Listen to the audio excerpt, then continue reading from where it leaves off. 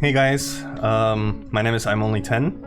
I play World of Warcraft since a couple seasons already. Play since BFA. This is my first YouTube video ever. I stream some days throughout the week. I like doing M+ mostly. I don't do raid at all, because the most thing that I enjoy is doing M+, pushing keys and just gaming, because I love this M+ dungeon system in World of Warcraft. And today what I want to talk about is about my experience in forming a team for a new season, so that you can maybe not make the same mistakes as what we had in my team. Some things that could have gone better, and just my experience in this season. So first and foremost, where do you find the people? If you have no friends, you know, where the hell do you go to?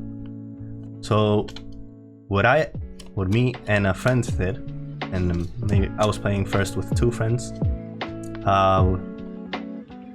and actually three. We were three. So me and three other people. We needed a tank.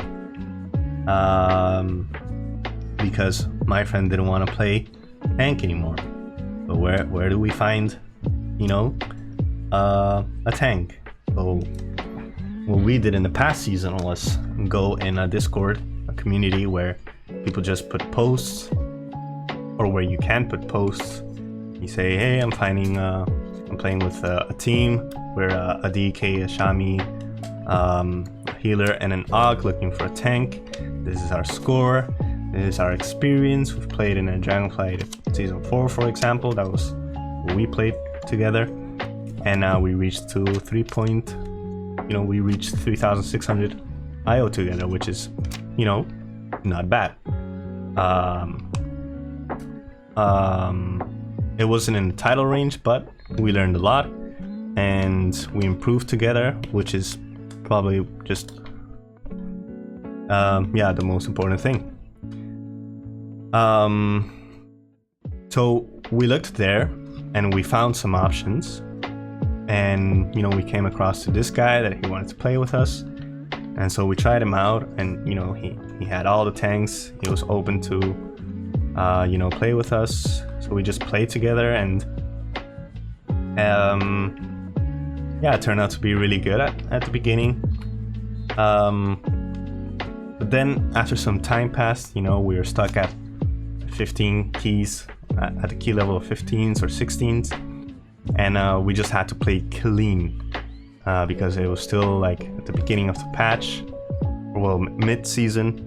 We don't have best in slot score yet, nor 639 out of 10 level, so at the same time we're also learning the dungeons, or like how to optimize the routes, because not all the routes are, just made up at mid-season or at the beginning of the season.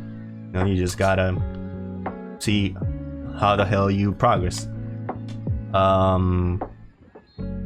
So at certain point, our tank just he was behaving in a way that we didn't really like, and we noticed that it was not bringing anything positive to the group. So we said, like, hey man, like we don't really like this, how you're being with us, because we were just dying and making a lot of mistakes often, and that's normal. Sometimes you just gotta accept that people make mistakes and people learn by doing mistakes, and that's it. That's how the game goes. Because as key level goes higher, all of a sudden you just die to a thing that 2 key levels behind didn't do damage at all, or you just didn't have to press a defensive. So yeah, at the end we ended up looking for another tank, and well, my evoker also left because he didn't enjoy playing with the tank. So then we swapped. We said like, hey man, I think we really need to find another tank, and that's what we did. So where do we find another tank?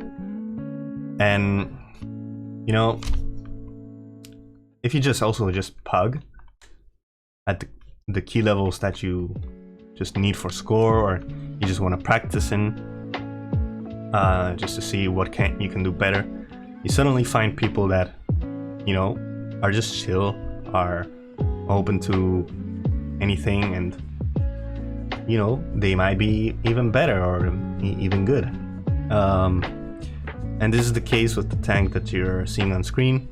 You know, I added him on Battle.net because I did a key with him one day, and I was like, yo man, my team needs a tank. Are you interested? And he wasn't in a team at the time that I asked him, so he just joined us. Yeah, and the Evoker that you're also seeing on screen, yeah, he's a super nice guy, super fun to play with him, and I think it was the healer that met him just by pugging, and yeah, it was really nice. So, you know, you don't have to have friends, or you don't have to be playing with your best friends just to have a premade. You can just like meet people, say like, hey man, are you down for gaming? Are you down for forming a team? And of course, maybe you're afraid of like, oh, things might not go perfectly, or oh, maybe the guy is bad. What do I do if you know, things don't go well? You know, you just figure it out. Like, it'll all go well. You just, most important thing is, you know, just have a good sphere. Be friendly to each other, because we're all people, we're all human, we make mistakes, and you know, it's part of the process. At the beginning of the season, you don't go, you don't do every key +3, and then after 2 weeks you're doing the top level keys because, well, you're just the best player in the game. This is not how it works.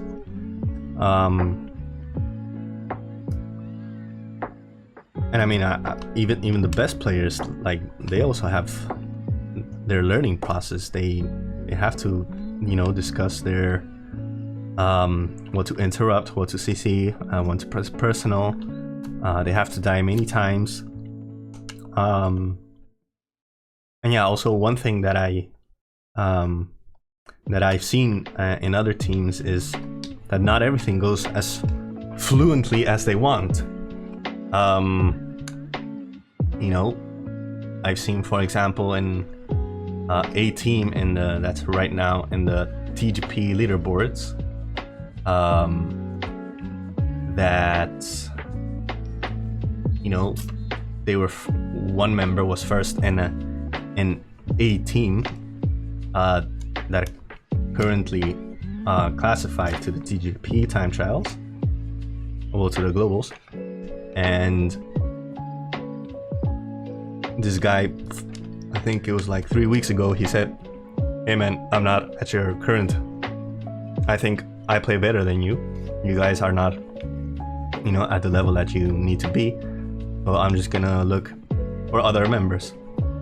And that's totally fine. He's like, all right, he has all the right to do that. But now he just happened to have a team where then wasn't as consistently as the first team that he had. The sphere was, I don't know how the sphere was, but I know for sure the first team had a really good sphere. They were really consistent. They had the commitment to, you know, just improve in the game, and that's probably the most important thing to have in the team. What your intentions are, and you know, in Mythic Plus, do you want to improve? Are you motivated? Are you also vocal? Because that's also, you know, really important. Like, maybe there comes to a point where you're suddenly not timing keys and you're doing the same thing and you have 1 or 2 deaths and there's like 30 seconds left until you time the key, and you just time it barely, and if nothing changes, then yeah, I mean, you're not buying time because you suddenly press your buttons harder, or if you know what I mean. Well, you guys get the point. Yeah, I mean, being vocal and having a shot caller is also, especially a shot caller, like someone to have your interrupts being called, and the stops and the pulls where it's needed, so that your team just doesn't die. That's something super difficult, and something that I guess a lot of people think that, or expect that the tank or the evoker have to do it, and that's not just it's not really necessary for those specific roles to do. Like, I'm playing DK here, and I've been shot calling since the beginning of the season, and because I actually wanted to, and I think it's super fun. The only downside to it is, you know, it's like an affix where you lose like 20% DPS because you're not really looking at what buttons you need to press. So yeah, and that's fine, because you know, if you just die, then you're not timing the key. If there's just less DPS, maybe you're not timing the key, but at least you get to do the things well. And then later you can just see like, oh, we need more DPS, because, you know, we had a clean run, and we used the cities where we had to, and, you know, we just don't have the time to time the key. So then maybe you can consider there that you need to let the tank do the job, or your augmentation evoker. But anyway, that's something that I really think that many players should challenge themselves to do, because it just makes you a better player, as well as you just be a raid leader. If you're a raid leader of a guild, you know, you're gonna see that how you improve on the game or on the season, just gonna be so much faster, just because you're aware of almost everything. So yeah, I think that's pretty much it what I wanted to talk about. And this is just part of the necrotic wake that me and my teammates had been doing. And before this, man, this dungeon is like one of the hardest dungeons if you have no clue what's happening. And literally everything here is control. And not only the tank, but your group needs to control every single pool. Especially if you're doing this crafter tech where, you know, you just let the boss be killed by the crafter. So yeah. I hope this helps you in the future, maybe in the new season in The War Within. You know, just to summarize, be vocal, be open to with your teammates to make mistakes, talk about it, see what can go better. Yeah, just have a good time with each other. Like that's the most important thing. That you're enjoying what you're doing, and naturally you're just gonna yeah, improve. And if not, then you can of course discuss it always. So yeah, good luck in the new season 2, guys. Don't forget to like, subscribe, leave a comment if you think I should talk about something else. And yeah, I'll see you in the next one.